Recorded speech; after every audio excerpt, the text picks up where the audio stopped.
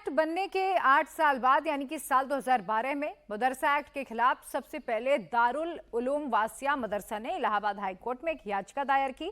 इसके बाद साल 2014 में माइनॉरिटी वेलफेयर लखनऊ के सेक्रेटरी और 2019 में लखनऊ के मोहम्मद जावेद ने याचिका दायर की थी। साल 2020 में राजुल मुस्तफा ने 2 याचिकाएं दाखिल की थी, जिसके बाद साल 2023 में अंशुमान सिंह राठौर ने याचिका दायर की। सभी मामलों का नेचर एक ही था और इसीलिए इलाहाबाद हाईकोर्ट ने सभी याचिकाओं का मर्जर कर दिया था। हाईकोर्ट ने इसी साल 22 मार्च को इस पर फैसला सुनाया कि मदरसा एक्ट असंवैधानिक है। इसकी पूरी टाइमलाइन मैं आपको बता रही हूं कि कब कब इस पूरे मामले को लेकर किस तरह से जो याचिकाएं हैं वो लगाई गई। मुलायम सिंह सरकार में कानून कब बना? 2004 में बना।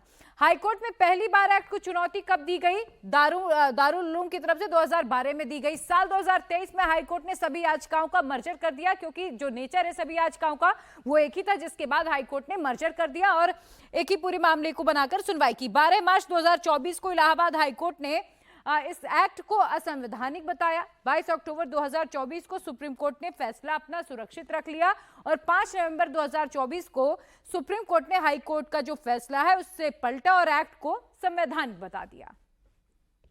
देखिए, बहुत अच्छा फैसला है और इस फैसले का सुप्रीम कोर्ट के मैं ऑल इंडिया शिया फसला बोर्ड की जानिब से इसका वेलकम करता हूं कि मदारिस अरबिया को जिस तरीके से सुप्रीम कोर्ट ने वैध करार दिया है और जिस तरीके से इसको मदरसों को बंद करने की और मदरसों को पूरी तरीके से तबाह बर्बाद करने की पूरी कोशिश की गई थी, लिहाजा मदारिस अरबिया का मुल्क की आज़ादी में अहम योगदान रहा है और मदारिस अरबिया ने हमें IAS दिए हैं, IPS दिए हैं, PCS दिए हैं, गवर्नर्स दिए हैं।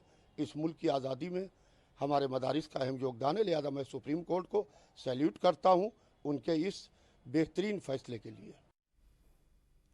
अब आप यकीनन ये सोच रहे होंगे कि मदरसा एक्ट पर योगी सरकार का स्टैंड क्या था।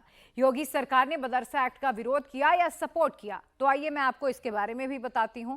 सुप्रीम कोर्ट में सुनवाई के दौरान उत्तर प्रदेश सरकार ने अपना रुख स्पष्ट करते हुए कोर्ट को बताया कि मदरसा एक्ट संवैधानिक है। अधिनियम को पूरी तरह से रद्द करने की आवश्यकता नहीं है, केवल आपत्तिजनक प्रावधानों की जांच इस पर जरूर होनी चाहिए। यूपी सरकार की दलील को सुप्रीम कोर्ट ने भी माना। सुप्रीम कोर्ट ने मदरसा एक्ट को संवैधानिक करार दिया। सुप्रीम कोर्ट के फैसले से उत्तर प्रदेश के 16,000 मदरसों को राहत मिल गई है, यानी कि अब यूपी में मदरसे चलते रहेंगे। यूपी प्रदेश में मदरसों की जो कुल संख्या है वो लगभग 23,500 है और इनमें से 16,513 मदरसे ऐसे हैं जो मान्यता प्राप्त है, यानी कि ये सभी रजिस्टर्ड हैं। इसके अलावा करीब 7,000 मदरसे गैर मान्यता प्राप्त हैं। मान्यता प्राप्त मदरसों में 560 ऐसे हैं जो गवर्नमेंट एडेड हैं, यानी कि 560 मदरसों का संचालन सरकारी पैसों के द्वारा किया जाता है, जबकि बाकी जो बचे हुए मदरसे हैं वो खुद के पैसे जैसे चंदे और अगर प्रॉपर्टी है तो उसी पैसे से ये मदरसे चलते रहे हैं।